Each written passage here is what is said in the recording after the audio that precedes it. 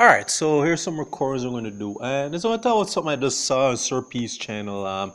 Talks about this woman named Shaneda Beckford, who just basically got taken placed in custody for killing her girlfriend. Yeah, you heard it right. Yeah, she's LGBT, and she's just this is from the Bahamas, and where she was involved with another woman. Again, that's her business, and apparently ended very badly because yeah, and so on. Because and what it seems looks like a crime of passion. So let's go. So the woman by the 20th homicide over the weekend in a hotel in Capital has now been taken into custody by police.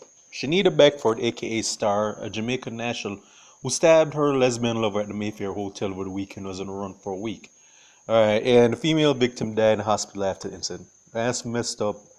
That's pretty much all it's really saying. And from what you can obviously gather, though, that it's like the way that she killed her lover, it was obviously a crime of passion and so on. Because I'm willing to bet that this wasn't a relationship that was all roses and sunshine, and that I'm pretty sure that had some violent undertones in this relationship and so on. And I wouldn't be willing to guess that this woman, that probably her no dead lover, who they're not naming, basically probably wanted to leave the relationship, and and Shanita basically said, "Okay, if I can't have you, no one else can." No, I did a similar coin, I think, last year, the year. It was a very similar story where you had this LGBT relationship with Rebecca, and I forget how you pronounce her last name. There's this younger black woman who was involved in this older white Hispanic woman. Let me see if I can remember the names, because the last names are really hard to pronounce. Alright. Okay, but anyways, but what I'm trying to say is like very similar undertones, because what happened was that the younger woman was apparently wanted to leave the relationship because apparently the relationship with her then wife wasn't so good, and then when she leave, and then the older one pretty just bludgeoned her to death. So it's just like a deja vu all over again, though. This is what really tried to be the story. But what's the thing about that is that it's very telling is that it shows that and again, this is not all, but the domestic violence numbers within the rainbow community, because kind of have to codify it though, because I know that YouTube, we're run by a bunch of jackasses, unfortunately, are going to try and possibly try and use a way to try and will be up in the fields, because yeah, there's certain things that you're not that they might be up in arms about. But in the rainbow community is that the domestic violence numbers are very fortunate, very high. But the thing is, what's very telling is that a lot of it is downplayed though. It's like there is just, because the thing is that even a lot of these organizations for the rainbow community, and I'm using code words here, they don't really openly talk about this. Like they don't play, they'll acknowledge the fact that okay, a lot of the people in that community who get killed violently is sadly by some other people that they're in the community who they're in relationships with. And this is just another very notable story about that. Now, what on a side note, I could help but notice that in this paper that they're that came from the is that they just were quick to note that Shaneda Beckford is a Jamaican national. So, okay, yeah, that's what they had to put that right there on the poster right there. Said, yeah, we're just let you know this is not one of ours. Yeah, this is a Jamaican, and yeah, that's pretty much their way of saying, yeah, Jamaicans, due to the fact that we have a very bad reputation for violence. That yeah, we're just let you know that this lady, okay, that's one with Jamaica. This is one of ours, and yeah, and Lord, to be honest and fair, a lot of Jamaicans are not really going to be claiming this woman whatsoever. They said, okay, yeah, that has nothing to do with us. I mean, we already have a bad reputation as a speak. I mean, don't put this woman on us, all right? But as I was saying, back to what I was saying, that there's the domestic violence numbers in that community are very high, unfortunately. And the thing is that this needs to be addressed more, all right? Because we can't really, what is happening is that because things are what when you think of domestic violence, you think of men beating women, and and rightfully so. That needs to be called out. All right, but we're not talking about this other stuff. And but the thing is that it's up to people within in the rainbow community. We need to speak up more about this because you're not going to hear, unfortunately, you're not going to be hearing J Flag or these other groups here in these LGBT groups here in Jamaica. They're not going to really be banging the drum about this. They're not going to be condemning Shaneda Beckford and saying how wrong she was, how you're making us all look bad.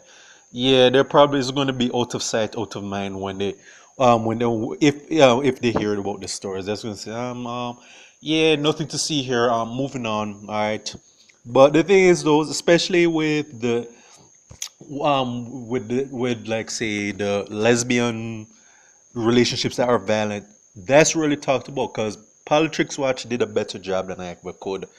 And he basically said, yeah, when they don't talk as much about these women who are more assume the more masculine roles in the relationships who are very violent. And again, not all, but a good amount of them are very aggressive, and a lot of them turn that aggression into violence against their female partners. And I'm willing to bet that Shanita probably was more the alpha in this relationship with this other lady who's not being named, and that perhaps chances are that probably she's more than likely she's put hands on her before, and probably this is maybe likely why the other one probably wanted to leave the relationship or so on, and then unfortunately it was too late that it came at the cost of her life. But I'm willing to bet that this was most likely a very violent relationship. And the thing is that, and yeah, we can talk about when we talk about the domestic violence situation within the rainbow community. Yeah, we can accept that. Hey, with the males who are like that. Yeah, we can easily accept that more because yeah, because like we know about we can talk about the males who violently abuse their other male partners. We know stories. Mean yeah, that's downplayed, but we don't talk so much about the women who were just as violent as some of these men, especially the other women. All right, and the thing is that the stories like this need to be highlighted. And yeah, I'm not LGBT. I can't speak for that.